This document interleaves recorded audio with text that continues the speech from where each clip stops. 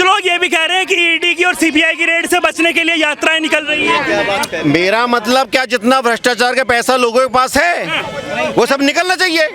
आज अगर मोदी गलत रेड मार रहा है, पैसा नहीं, ये भारत को तोड़ेगा जोड़ेगा नहीं, देश को बर्बाद करने वाला बंदा है। हाँ जी, वो तो ये कह रहे हैं, मेरी बात सुनिए, आप बुजुर्ग हैं, आपको बहुत नॉलेज होगी। वो ये कह रहे हैं लगातार कि ये जो भारत के जो दो टुकड़े हैं उसको हम जोड़ेंगे, और जो हमारे साथ में जन सैलाब चल रहा है, जनता के बीच हम जा रहे हैं। इनके बस का क्या है, इनके बस का कुछ नहीं है। देश को लूट के खा गए और लूट के खाएंगे ये आगे तो। हाँ, महंगाई हो रही है, बेरोजगारी नहीं, कौन लूट के खा गई ये देश को। 70 साल में कुछ नहीं करा कांग्रेस। 72 साल में जब हमारा देश आजाद हुआ था, क्या था हमारे देश में, क्या था? जब हम एक जवाब दो, 1947 में जब हमारा देश आजाद हुआ था, क्या था हमारे देश में? आप इधर बात करो, क्या था? हाँ बताओ क्या था? एक को कत्ल करवा के दूसरे कत्ल कर। 70 की नहीं, 47 से बात करो। 70 साल का हिसाब, अरे 70 साल का हिसाब लो ना। वहीं का दे रहा हूँ मैं आपको। अरे जवाब दो। हाँ जी, सब ये इन्होंने कई काम करा है। सबको मरवाया गद्दी में, अपनी गद्दी के लिए नेहरू ने सब को मरवाया, इंदिरा गांधी ने भी सबको मरवाया गद्दी के चक्कर में। सबसे चोर कांग्रेस है। फिर आप जिंदा कैसे हो? अगर सबको मरवा दिया है तो जिम्मेदार किसके लिए मारा? कैसे बातें कर रहे हैं आप? माफी मांगती हूँ। 84 में मेरे को एक मिनट, मैं जिंदा कैसे हूँ? ऐसे भाइयों ने बचाया हमारे को। मैं हाथ जोड़ समझ गए? हमारी व्यक्तिगत टिप्पणी नहीं, व्यक्तिगत टिप्पणी नहीं। माफी के साथ एक बात और कहना चाहती हूँ कि देश की प्रधानमंत्री को अगर एक सिख की जगह किसी मुस्लिम ने मारा होता तो क्या ये दंगे होते? नहीं होते ना। नहीं, किसी ने भी मारा होता, ठीक है ना, किसी ने भी मारा होता तो ये होते नहीं होते ना। देखो, दंगों के पीछे एक प्रधानमंत्री को आप गोली से छलनी कर रहा है जो बंदा, आप उसकी गलती मान ही नहीं रहे हो, है ना। और एक मॉब था, वो हम हिंदू हैं, मेरे घर के साथ गुरुद्वारा है, हमने हमारी और पूरी एक गली सिखों की थी। क्या नाम है मैम? मेरा नाम शशि पॉल है। हमने पूरा बचाया था, पूरा। हम हिंदुओं ने नहीं, वो कुछ लुटेरे थे जिन्होंने लूटा था देश को, जिन्होंने अपनी दुश्मनियां निकाली थी। आप मत बोलो, क्योंकि कोई कहता है हिंदू मुस्लिम। आजादी के बाद जब तक हम थे, सुनिए, पहले ना हिंदू था, ना सिख था, ना मुसलमान। पहले थे हम सिख हैं और आप मोने हैं, हम केसधारी हैं, आप बिना हिंदू तो हम सभी हैं, मुस्लिम भी हिंदू हैं, सभी हम हिंदू हैं ना।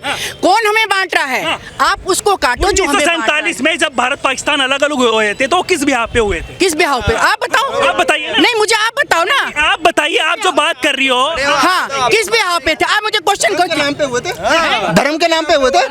अच्छा ठीक है, बिल्कुल धर्म के नाम पे हुए थे। अब फिर वो गोरों ने बांटा था, आज अब दूसरे गोरे आ गए। अब फिर सुनो, आप पहले पढ़ लो। जिन्ना और नेहरू ने अपनी पॉलिटिक्स कि मुझे भी प्रधानमंत्री बनना है, मुझे भी, तो उन्होंने ये कहा, अंग्रेजों का ये कहना था कि अगर मुसलमान यहाँ गाड़ियां भर के आई थी वो प्रधानमंत्री नहीं थे। जब गाड़ियां इधर से भर के लाशों की उधर से गई थी, उधर से यहाँ आई थी, तब जिन्ना। अरे तुम्हें कुछ इतिहास पता ही नहीं है, तुम जीरो भी इतिहास, जीरो हो तुम मेरा प्रश्न सुनिए मैम। राहुल गांधी, मेरी बात सुनिए, राहुल गांधी एक भारत जोड़ो यात्रा निकाल रहे हैं, आपको वो कौन से दो टुकड़े लगते हैं जिसको वो जोड़ने की बात कर रहे हैं? ऐसा एक मिनट, भारत जोड़ो, ये जो हिंदू मुस्लिम दंगे अब शुरू हो गए आपस में। एक मिनट, 47 के पहले एक मिनट, जब से राम मंदिर, वो तो हमेशा होते ही रहते हैं, ठीक है ना। ये जो और कम हो रहा है अभी 8 साल में, इनको सुन लो। आप क्या चाहते हो? 8 साल कम हुए हैं। आप इलाज बताओ। चलो राहुल का, हाँ, क्या चाहते हो आप? क्या चाहते हो? चलो आप इलाज बताओ। आज कितने तरह के हिंदुओं के साथ ऐसे आज सुनो, अगर ये लोग कहते हैं ना, मेरी बात सुनो, मैं छोटी सी बात कहती हूँ, जो लोग कहते हैं हम हिंदू हैं और हमें मुसलमानों से खतरा है, सुनो मेरी बात, एक बात 2 लाइनों में बोलूंगी। यहाँ पे मुस्लिम कितने हैं आप बताओ? 20%, 22% हिंदुस्तान में। सुनो 23%, ठीक है। और कितने परसेंट हिंदू हैं? 87%। लानत है साला हम हिंदुओं पे 87% जो 23% मुसलमानों से डरते हैं। लानत है हम हिंदुओं पे। अरे बात तो सुनिए, ऐसे भगोगे हिंदू मुसलमान की तो बात हो ही नहीं रही है यहाँ पर। पॉलिटिकल पार्टियों की बात हो रही है। पॉलिटिकल की एक बात हिंदू बताओ, मुसलमान की बात नहीं हो रही है यहाँ जो जोड़ने की बात हो रही है राहुल गांधी की, आप एक बात बताओ। हम किसी कमीने से नहीं डरते और पूरे वर्ल्ड में हम 2% है। 2% होके और हमारा पूरा कारनामा सुन लो पूरे वर्ल्ड में कैसे हम, और आप 87% हो। आप लोग डरते हो, शर्म आनी चाहिए आप लोगों को। क्यों डरना, किस बात पर डरना? लगातार इस तरीके की बात हो रही है। जो राहुल गांधी है वो आप लोगों को डरना नहीं चाहिए भाई। कौन डर रहा है मुझे ये बताइए आप। जोड़ो यात्रा जो है वो जोड़ने की नहीं है, वो अपनी कुर्सी। आप एक बात बताना, महागठबंधन की सीटें बन रही है। आज ये जिसको चोर कहते थे आज इनके लिए साहूकार हो गए, और आज ये प्रधानमंत्री को कहते हैं ये मोदी से सब डर के एक हो गए। और आज से पहले सारे चोर थे, लेकिन आज राहुल गांधी कहते हैं हम सारे चोर नहीं है, बीजेपी चोर है। बात और बोलती हूँ, हमारे देश में हिंदुओं को खतरा है। ये जो दुबई में जाते हैं जॉब, मैम हिंदू मुस्लिम की बात मत करिए, हिंदू मुस्लिम की बात मत करिए, टॉपिक पे बात कीजिए। लगातार जिस तरीके से राहुल गांधी जो 2 टुकड़े हैं, वो कह रहे हैं कि 2 टुकड़े हैं भारत के, उसको जोड़ने में लगे हुए हैं।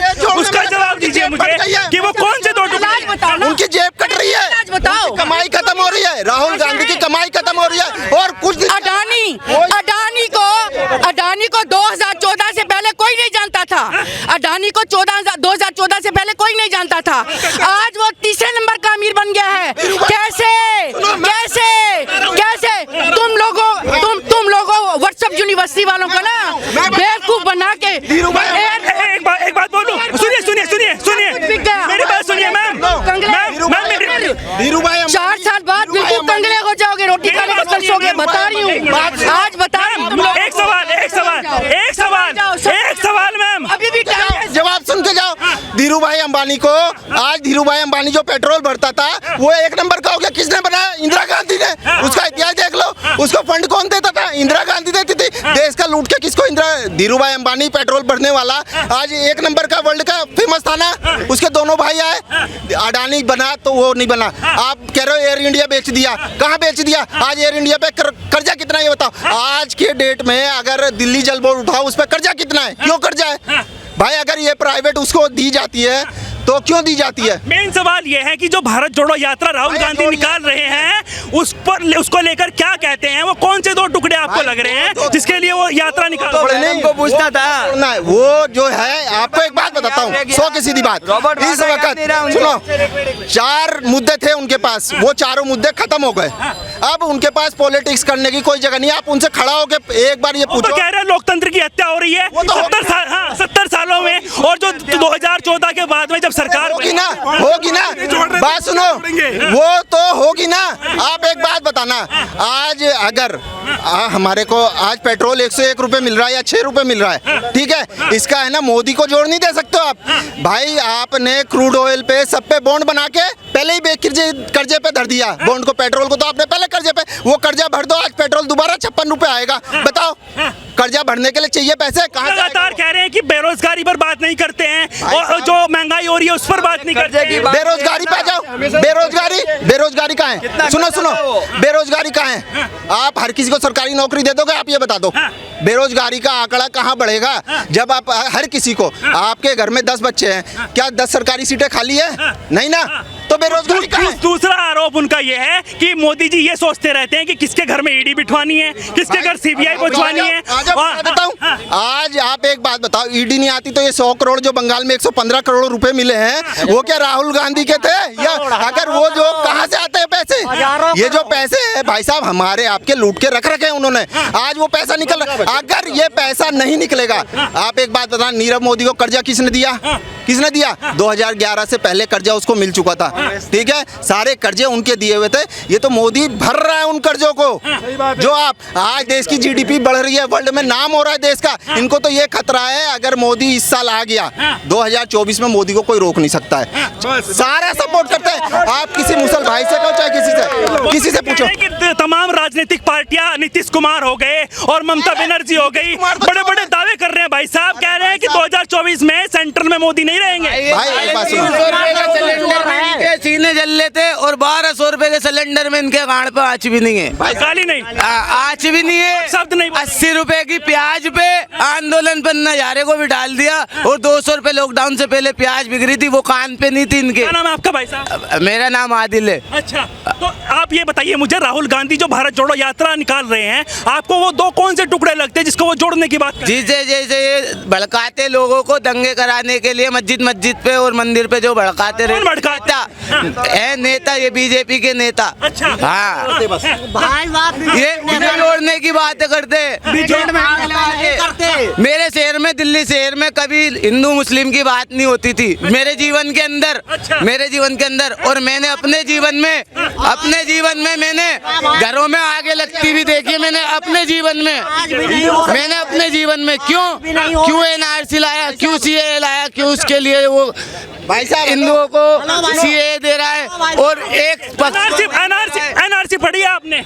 है एनआरसी पढ़ी है? नहीं पढ़ी। क्या फुल फॉर्म है उसकी? अरे नहीं पता कुछ, बताइए ना। मगर ये आपको क्या गलत लगा? कानून का क्या गलत लगा? क्या है, जरूरत क्या है? एनआरसी क्या है? एनआरसी क्या है? एनआरसी क्या है? जिस पर आप सवाल उठा रहे हो कि वो लेके आए, एनआरसी है क्या? दे रहा है, वो मांग रहे। अच्छा। पहले के टाइम में इतने डॉक्यूमेंट सब बनवाते थे। बांग्लादेशी जो पेटी भर ये क्या है?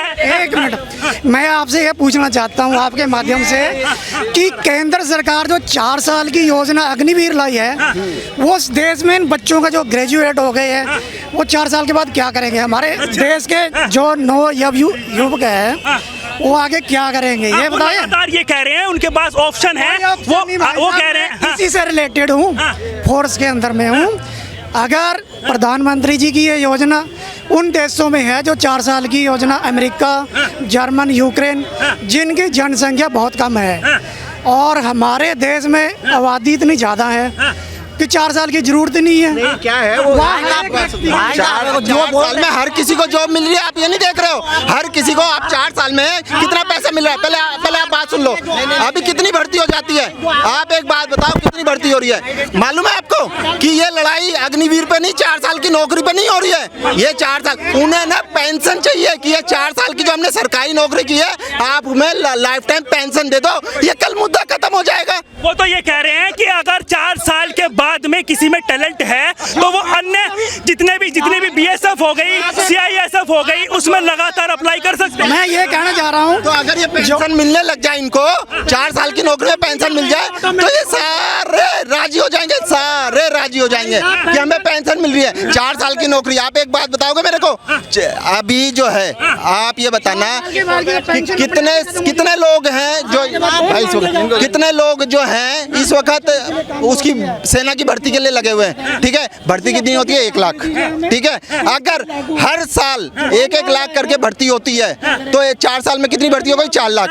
लेकिन उन 1 लाख को मौका 4 साल बाद नहीं मिलेगा, क्योंकि अभी 30 साल 20 साल की ट्रेनिंग के बाद आपको, अभी जो सेना की भर्ती 20 साल की है, सेना की भर्ती 20 साल की, अब तो नहीं मिलेगा। लेकिन भाई बढ़ा दिए आप जो है हर कोई इस वक्त नहीं, बच्चे लोग देश सेवा के हिसाब से करेंगे उसको कि मैं 4 साल देश की सेवा करूंगा, और जो थोड़ा बहुत पैसा मिलेगा, अगर टैलेंट होगा तो क्या करेगा उसके? अभी क्या कर रहा है? अभी क्या कर रहा है? 11 लाख मिलेगा, 11 लाख रुपए। काम है ना भाई साहब, जिन देशों की बात काम है वे उन देशों में रूल नहीं। आप एक बात बताओ, उन्हें कहा, सुनो, आप ये माइक लेके घूम रहे हो कि नहीं? सुनो, आप ये माइक लेके घूम रहे हो, आपको पता है कितने मिलेंगे? क्यों लेके घूम रहे हो? उन्हें कहा तो नहीं किसी ने कि तुम जाओ, मत जाओ भाई, किसी ने बुलाया नहीं आपको। आप अगर जा रहे हो तो अपने मुद्दे पे 4 साल एंजॉय करेंगे। इतने ग्रेजुएट लड़के वो लगातार ये कह रहे हैं कि जिस तरीके से बेरोजगारी है उसके लिए एक स्कीम निकाली है, वो ये कह रहे हैं कि इसमें ऑप्शन मिल सकता है कि आगे के लिए जितनी भी फोर्सेस हैं तमाम BSF, CISF और भी जितनी जो पुलिस वगैरह है उसमें भी जा सकते हैं। कितने परसेंटेज लड़के लेंगे हमारे को ये बता दीजिए। अरे भर गई, अभी भर गई। 35% हटा दी ना, लिख के दे दिया। 35% को मैं भर्ती दूंगा, 12% को गृह मंत्रालय कह रहा है कि हम होमगार्ड में लगाएंगे, कहीं भी लगाएंगे। पता होता नहीं है, बोल दिया।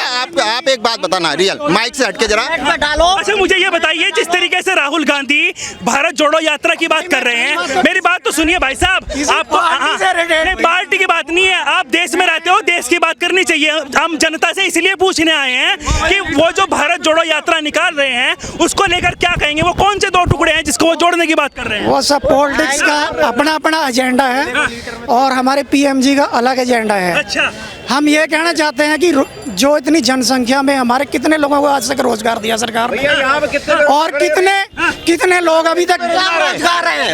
यहाँ पे ऐसा कौन व्यक्ति जो पैसा नहीं कमा रहा, बताइए। यहाँ पे ऐसे बताओ कितने लोग हैं जो पैसे नहीं कमा रहे? सारे कमा रहे हैं भैया। ये कितना कमाते हैं? हाँ जी, यहाँ पे है जो पैसे कमाने की बात नहीं, सबसे प्रथम बात है हम बोलने जा रहा हूँ, आदमी को स्कूल कॉलेज खोलने के, मोदी की बात आप कर रहे हैं, स्कूल कॉलेज के खोलने के जगह पे खोला है दारू के ठेके। दारू के ठेके से आदमी बिगड़ गया, शराब पी के कोई सब बिगड़ गया। मोदी खोला है, दारू की दुकान कहाँ पे खोले हैं भाई साहब? हर जगह खोला है दारू के ठेके, स्कूल आदमी को ज्ञान के। आपने दिल्ली की बात तो मैं बता सकता हूँ, केजरीवाल ने खोले। हाँ दिल्ली की बात कर रहा हूँ। आप लेके आए हो क्या? लेके आए हो क्या? नहीं जी, चलिए इनकी बात, हाँ मुद्दे पर बात। राहुल गांधी को लीटर और किलो में पता नहीं चल रहा, वो क्या देश चलेगा, क्या देश जोड़ेगा, कुछ पता नहीं चलता उसको कुछ पता नहीं चलता है। लीटर में मालूम है क्या जोड़ेगा देश को, पता नहीं, लीटर और किलो में पता नहीं चल रहा, तो वो क्या करेगा, क्या देश चलेगा?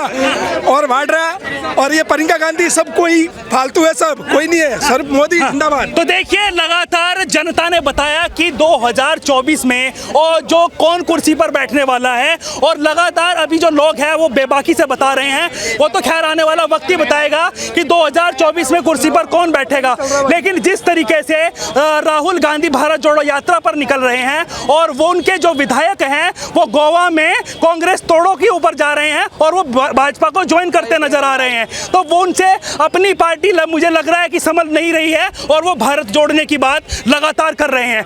ये मुद्दे की बात है और जनता के बीच जाकर हम उनका पक्ष लेते हैं, उनसे बातचीत करते हैं कि वो इस मुद्दे पर क्या कहते हैं। जनता की आवाज लगातार उठाता रहूंगा, मुद्दे की बात बदस्तूर जारी रहेगी। नमस्कार।